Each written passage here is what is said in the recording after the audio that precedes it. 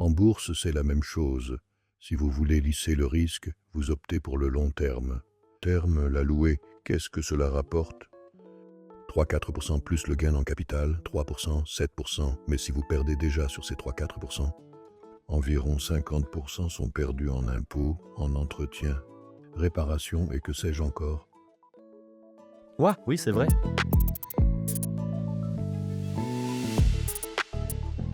John, un autre élément de l'enquête m'a surpris.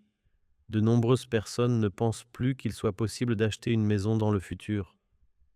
Pourtant, 3 Belges sur 5, 60%, affirment que dans 30 ans, l'achat d'une résidence secondaire pour la louer sera toujours un bon investissement. Expliquez-nous cela. Oui, c'est peut-être curieux. Bien sûr, acheter une maison ou investir en bourse, il faut voir à long terme. Et si vous vous dites, dans 30 ans, je vais acheter une maison pour investir, cela peut être utile.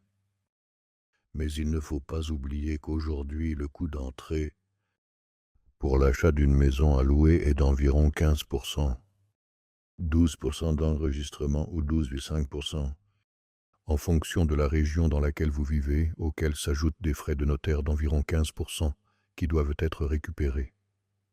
S'il y a une plus-value sur un bien mobilier, disons de 3% par an, vous avez 5 ans, oui, avant d'être réellement positif. En bourse, c'est la même chose. Si vous voulez lisser le risque, vous optez pour le long terme.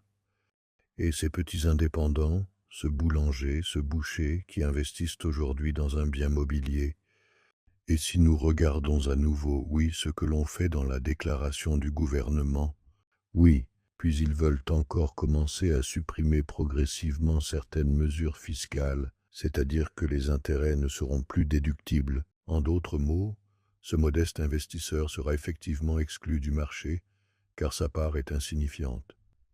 Ou vraiment acheter une maison pour le très long terme, la louer, qu'est-ce que cela rapporte?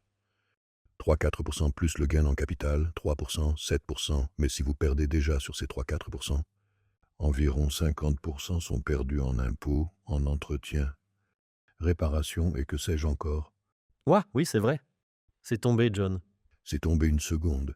C'est donc 4 à 5% qui vous restent en rendement total, et vous êtes assis sur ces 4-5%, c'est à long terme. Lorsque vous achetez de l'immobilier, vous le faites pour le long terme. 20, 25, 30 ans. Oui. Donc en fait, l'immobilier à louer, vu de manière purement objective, comme un investissement. Comme un investissement, oui.